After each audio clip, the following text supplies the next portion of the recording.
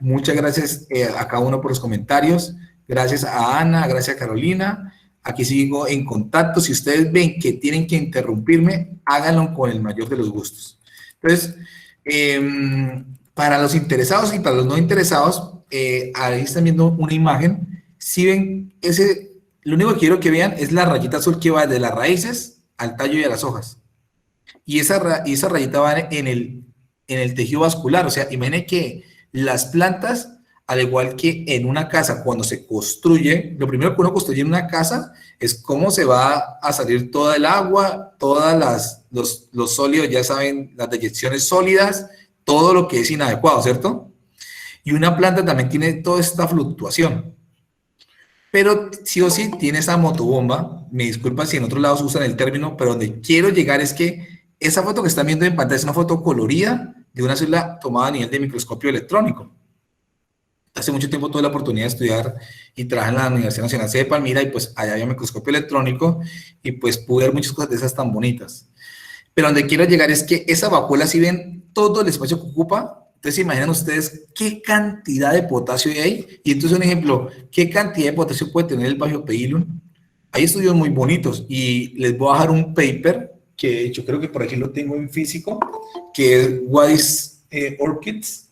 ¿Dónde estará? Bueno, el hecho es que por ahí está, luego se los paso, y es un paper muy hermoso porque de hecho se titula como hemos dicho en esta presentación, o sea, ¿a qué son adictas las orquídeas? Y esa persona estudia mucho estos Bifidobacterium en ese artículo. Entonces, como hemos ido definiendo, estamos como comprendiendo, ya te voy a Candelaima, ya le vi el paso, ¿listo? Y entonces, ese movimiento de agua, de enzimas, de proteínas, sí o sí, lo da el potasio.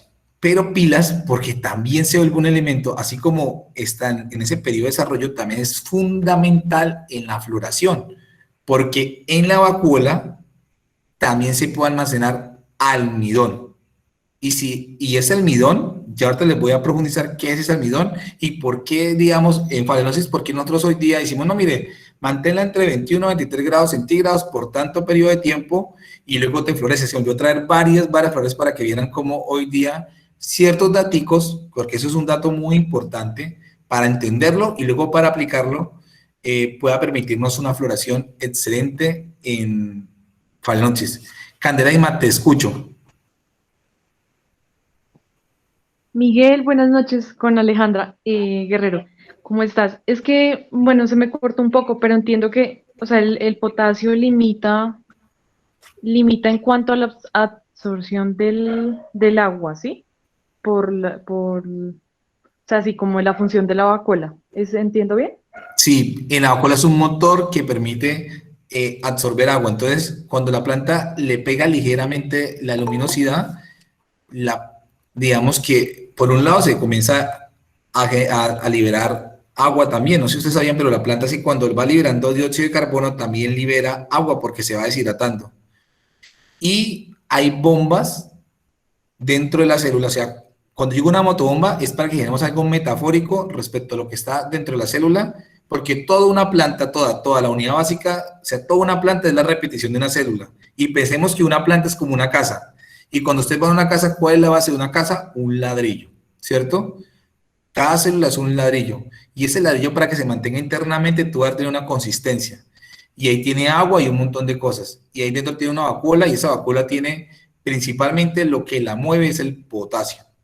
Y ese potasio, o sea, que permite que digamos, que se mueva constantemente, es un elemento que está en fluctuación en la vacuola.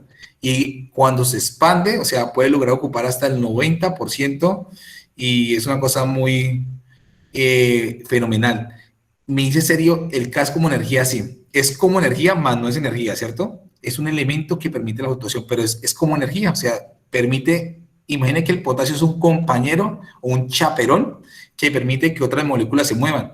Sin él no se moverían las moléculas que están asociadas, por ejemplo, para hacer la fotosíntesis. Y en la fotosíntesis obtener carbohidratos, y los carbohidratos obtener, digamos, almidón. Y el almidón, cuando luego se almacene por mucho tiempo, pueda luego moverse para que la planta pueda generar una flor. Porque eso o sea, generar una flor como estas Sunda haciendo un súper desgaste, perdón, se me cayó aquí en esta computadora, está ya Flor, entonces es un desgaste gigante y digamos que la planta le cuesta un montón a veces producir eso. Entonces más o menos no sé si logré completar tu idea, Alejandra. Sí, Miguel, muchísimas gracias. De todas formas, seguimos. Todas las preguntas son buenas, todas las preguntas son buenas porque nos permiten aclarar dudas. Y lo que no sepamos lo estudiamos y lo investigamos. En Corporquilla tenemos entendido. Esto es una escuela, ¿cierto? Una academia y estamos construyendo. ¿Alguien tiene otra pregunta? Yo, Ya te escucho. solamente era como para reforzar cuando estabas hablando que las hojas se parten, es por el exceso de potasio. No, más bien pueden carecer de dos elementos. Entonces pensemos algo para empezar a entender por qué las hojas se parten. Fácilmente alguien te puede decir, ah, no, le falta calcio, le falta boro. Pero como aquí estamos formando academia, ¿cierto? Estamos formando una escuela, es bueno que nos preguntemos el por qué. Entonces, si habíamos dicho, Bene, una célula es un ladrillo, o sea que la otra célula sería otro ladrillo, y lo que pega una célula, pues es la pared celular, ¿cierto? O sea, y la pared celular sería como el cemento. Y no sé si ustedes sabían, pero la pared celular es celulosa, sí, pero lo que une la celulosa es el calcio, o sea, voy a decir la fórmula química, pero eso es lo de menos, hay petatos de calcio y también hay componentes de boro asociados a la producción de pared celular. Cuando el calcio no es adecuado en la planta o que la planta no lo puede movilizar muy bien de las hojas viejas a las hojas nuevas, entonces generalmente ellas van generando esa partición. Eso es uno de los motivos por los que las hojas se pueden partir. Hay muchísimos más. Esto solamente estoy hablándolo a nivel nutricional y también puede estar asociado al boro, porque sin boro no se puede producir la pared celular. Entonces, puede haber uno de los dos faltando, ¿cierto? O pueden estar los dos influyendo. Lo otro que también puede ocurrir es que la planta está muy grande, está movilizando calcio desde las hojas, porque acuérdense que el calcio es un elemento que no se mueve tan rápido, que le cuesta muchísimo, y luego lo estudiaremos, habrá otra sesión para él. Ahora el protagonista y el actor principal es el potasio, ¿cierto? Pero el calcio, digamos, para generar ese movimiento, él va de lo más viejo a lo más joven. Y cuando se está movilizando, fácilmente dice, pues esta hoja ya no me sirve, necesito mandarlas a las jóvenes, esas jóvenes que luego van a generar los nutrientes para la floración, pues entonces en esa movilización también puede generar una apertura y un daño de la hoja. Espero haber aclarado un poquito la inquietud, Ananet. Gracias. Bueno, entonces, eso es un poquito de la idea. Ya vamos a llegar un poquito a lo que todos nos gusta, yo sé que a lo más específico, a lo que generalmente nos dicen, y veamos, antes de llegar a lo específico, ahora, ¿cómo podemos detectar que a una planta posiblemente no está recibiendo específicamente el potasio que requiere? Esta es una imagen que estamos haciendo de un libro que tenemos nosotros de un curso de cultivo in vitro. Y si ustedes pueden ver la hoja, lo primero que quería ver es que hay unos degradados. O sea, la hoja se está amarillando. Y quiero que vean la hoja del otro extremo, que ya está quemada, pero antes de quemarse hay como unos halos amarillos, como unas manchas amarillas. Y entonces, la pregunta que debemos hacernos son dos. ¿Por qué sucede que generalmente la eficiencia de calcio se nota desde los bordes de las hojas y se va hacia adentro, ¿cierto? O sea, para luego no decir, porque fácilmente yo les puedo decir a ustedes y ustedes lo van a notar y es bueno que lo noten, todas las deficiencias de calcio están principalmente asociadas con que los bordes de las hojas se ponen de amarillos a cafés. Pero ¿sabe el por qué? Porque se acuerda que estamos hablando que habían tejidos vasculares y entonces los tejidos vasculares van hasta las hojas y van hasta las puntas de las hojas. Cuando las plantas no comienzan a recibir el potasio, las puntas últimas que no lo reciben de forma adecuada se comienzan a constriñir, o sea, a dañar. Y cuando se comienzan a deteriorar y a dañar, comienzan a, entre comillas, la hoja a secarse. Y por eso sucede esa quemadura, ese amarillamiento, como ustedes le llaman.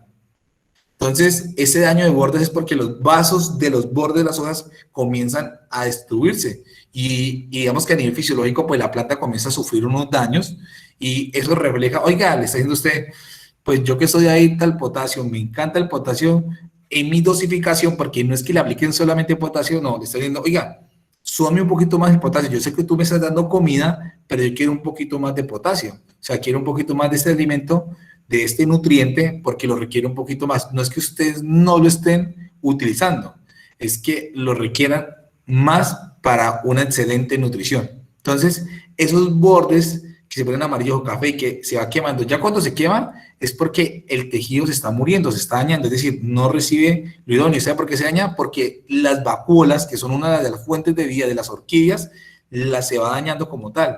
Y curiosamente, pues la planta le cuesta mantenerse. La verdad, esto es un proceso que vamos a entender. No se preocupen, si no me entienden, tengo que volverlo a repetir, lo hago, porque estamos construyendo aprendizaje en orquídeas. Yo lo hago todos los días, o sea, y trato de decirle, a ejemplo, tal vez si aquí hay alguno de Corporquía conectado, no sé, pero le digo Luz, a Brian, a todo el equipo, o sea, constantemente le digo allá, o sea, todos los días toca estar aprendiendo orquídeas, todos los días toca leer, toca actualizarse, no solamente entender la nutrición, también de un poquito la taxonomía, aún entender la morfología de una orquídea. Yo les hablaba a ustedes de este Paphiopedilon, entender su morfología. No sé si han visto, pero los pafios fácilmente, no haber traído uno que le pasó, las hojas se alcanzan a quemar a veces en los bordes. A ellos les pasa mucho porque como no pueden almacenar fácilmente el potasio y hay veces que no se le da el adecuado, pues ellos fácilmente se les queman las hojas. Y que una hoja se les queme y que esté deficiente de potasio tampoco quiere decir que tienen que subir toda la formulación, solamente que puede ser que en una aplicación que ustedes hicieron no lo hicieron de forma correcta, o sea, no aplicaron muy bien a las hojas, o sea, cualquier cosa de estas puede pasar. Ahora, tener en cuenta, si pasa en las hojas viejas, en las hojas más basales, es porque la planta también está diciendo, esta hoja ya llegó a su fin, llegó a su momento. Y cuando digo llegó a su fin es porque las hojas viejas sí o sí tienen como misión pasarle nutrientes a las hojas más jóvenes, a las partes más jóvenes. Y como llegó a su fin, entonces lo que sí o sí, digamos, va a pasar es que esa hoja se va a caer y no le va a ocurrir nada. ¿Listo? Para que tampoco se asusten si lo ven en una planta. O sea, solo digo que si vuelve un fenómeno repetitivo y tienes 10 plantas y todas las tiene, pues ya, bueno, si lo tienen 3, 4, ya no es casualidad, ya no es singularidad, sino hay una pluralidad y hay algo que está ocurriendo, ¿cierto? Para que pronto no vayamos ya y miremos la hoja así. Yo sé que ustedes ahorita van a ir y posiblemente detecten algunas de sus plantas que le falta potasio. Y no quiere decir que, un ejemplo, puede ser que le estén aplicando por lo menos cada 20 días y tengas que aplicarle por lo menos cada 15 días. Entonces, de pronto no es la dosis, sino el tiempo de aplicación. Puede ser también otro factor. Para uno diagnosticar y hacer un diagnóstico diferencial en orquídeas, toca hacerlo con mucha calma y con mucha paciencia. Nosotros lo hemos venido aprendiendo lentamente, hemos visto cómo lo hace cada grupo de personas y es increíble cómo uno lo hace, ¿cierto? Y va uno explorando, bueno, así lo hace mejor, así lo hace otra persona mejor. Solamente sí o sí, si a ti te funciona, síguelo utilizando. Porque digamos que uno debe siempre aplicar lo que le funciona. Ahora, yo sé que ustedes están viendo la arquitectura de esa flor. Yo no sé si es igual de linda esta. No sé si bien está bellísima. Y si usted dirá, uy, Miguel, pero esa flor ya florecía desde noviembre. Pues claro. Y es una cosa maravillosa. Y cuando digo maravillosa es que también es igual de linda la que está aquí importada. Pero esto lo digo porque tal vez tuve la oportunidad de nacer en este bello territorio metense. Pero donde quiero llegar es que para fabricar almidón necesitas potasio. O sea, para movilizar almidón. O sea, una planta tiene unas celdas solares, que son los cloroplastos, ¿cierto? Permiten recibir el sol o la luz, porque esta luz que está ahorita, yo la estoy recibiendo, a la planta también le está influyendo. Y esa luz, o sea, luego se vuelve, ¿qué? Alimento.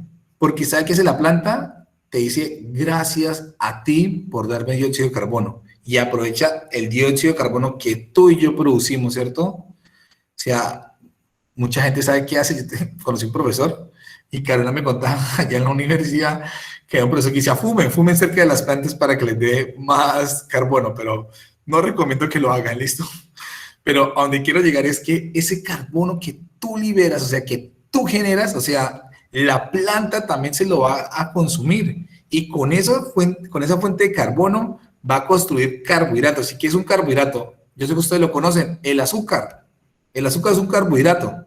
Eso es lo que hacen las plantas, producen los carbohidratos. Por eso cuando usted come una manzana le siente el dulce, ¿cierto? Pues también tendrá fructuosa, otras cosas, pero es un carbohidrato. Y ahora, ¿sabes qué es un almidón? Es cuando tú comienzas a amontonar los carbohidratos. Pues yo sé que ahorita alguien me dirá, no, bioquímicamente es un polisacario. Yo sí que es un polisacario, pero donde quiero llegar es a un ejemplo donde todos podamos empezar a entender, o sea, a comprender qué es en esencia. Y en esa esencia, como tal, este carbohidrato se va uniendo, va formando moléculas más grandes. Un ejemplo, ¿qué es almidón? Si han visto la papa, ahí se almacena como por montón, ¿cierto? Y ese almidón, un ejemplo, ¿cuánto tiempo tenemos que almacenar almidón en una planta para que florezca? O sea, ¿cuánto tiempo?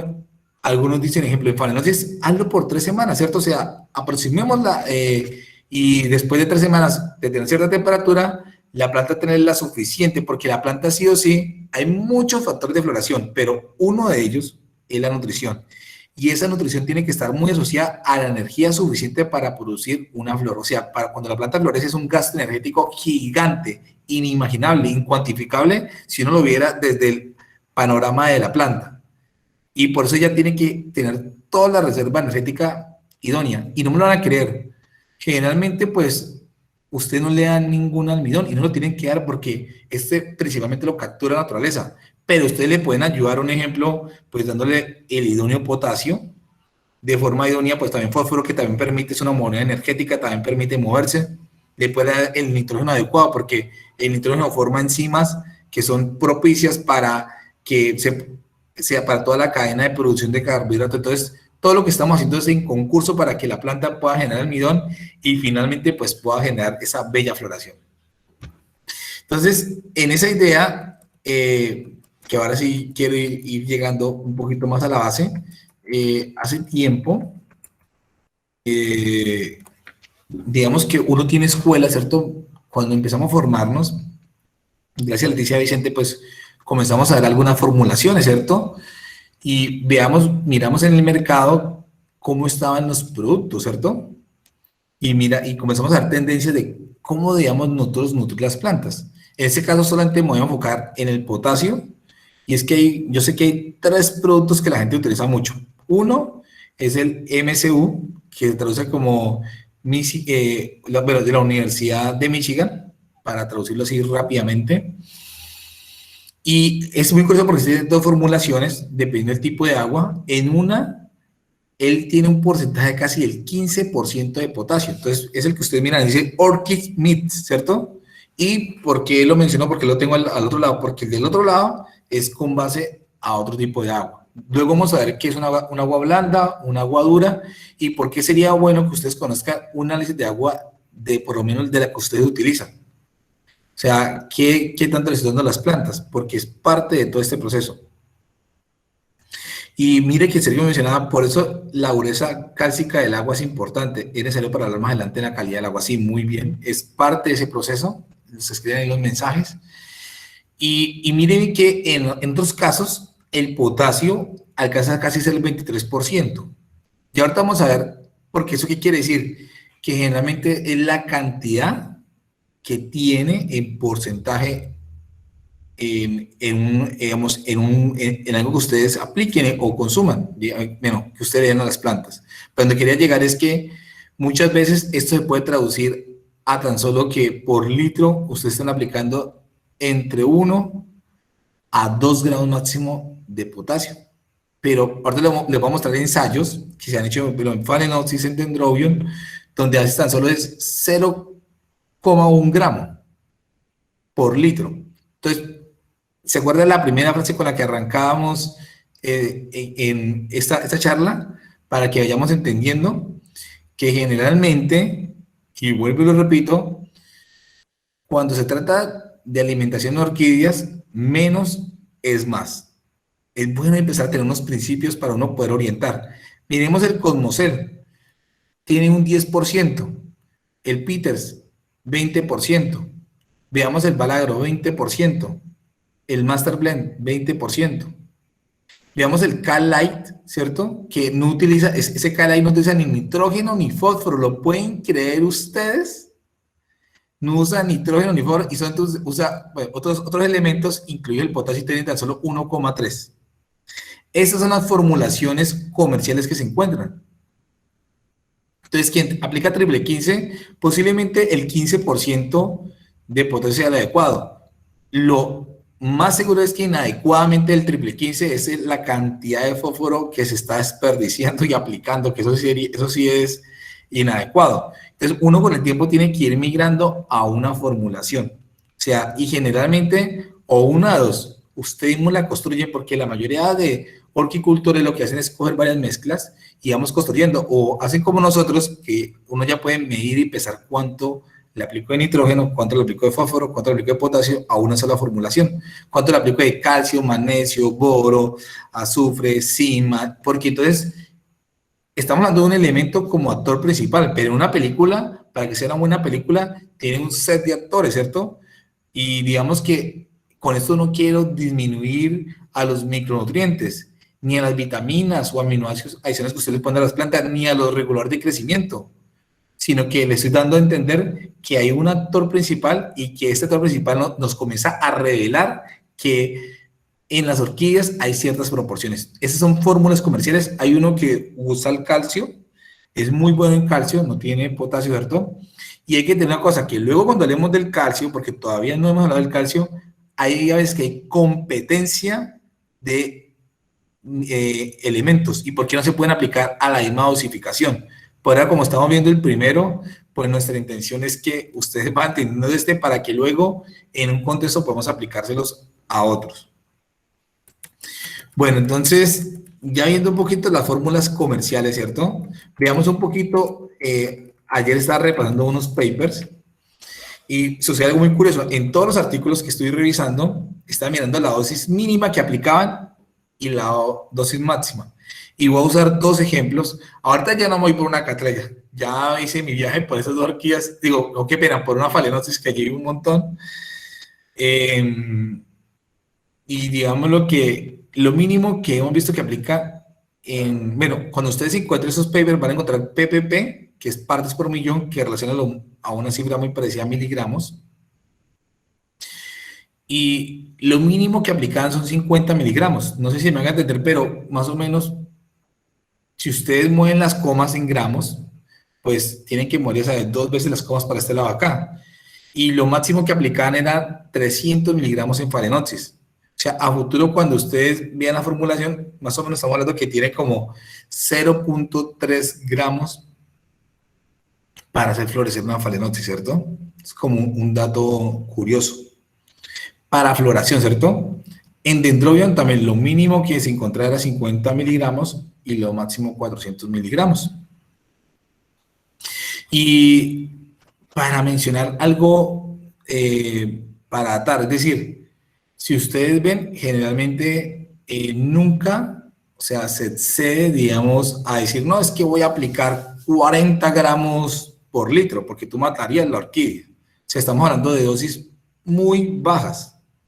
Y esta dosificación baja que ustedes tienen que detallar, cuando la encuentran en porcentajes, luego tienen que detallar la bolsa, es ese porcentaje a cuánto equivale.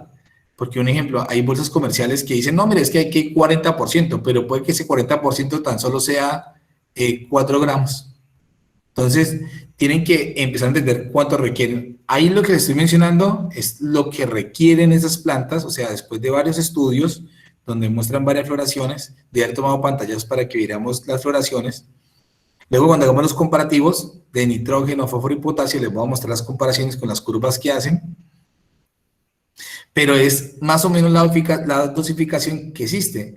Algunos tan solo usan 50 miligramos, otros usan 100 miligramos, y algunos dicen que ya llegar a 300 miligramos o 400 miligramos resulta siendo un desperdicio. Entonces, todo depende lo que usted va a utilizar. Antes digo una cosa, pues generalmente a nosotros nos ha ido muy bien con la formulación del MSU, nos parece muy buena. Ustedes también pueden aplicarla, si consideran, si ya tienen una formulación, no la cambien. Si intentan mejorar los resultados, más eficiencia, sí la pueden cambiar. Digamos que Luego también quiero invitar a un amigo que estudia mucho Phalaenopsis nutricional, con quien también, digamos, me asesoro, y me parece genial porque digamos, lo que es bueno uno también asesorarse como lo hace otra gente, harto gente que produce entre más o menos 10.000 a 30.000 plantas, entonces digamos que ya maneja formulaciones muy fijas, y sabe uno, bueno, aquí tengo que subir tanto, aquí tengo que bajar tanto. Bueno, mi mejor fuente de nitrato va a ser nitrato de calcio, un ejemplo. Mi mejor fuente de potasio va a ser hidróxido de potasio o KCl. Bueno, ustedes van definiendo, digamos, cuál va a ser la fuente. Si van a, si van a comprar una formulación única, bueno, no, yo compro K-Lite, no, yo compro MSU, no, yo mezclo MSU y ciertos momentos mezclo Gutsal calcio. No, yo mezclo tal, ya ustedes definen qué mezclar, ¿listo?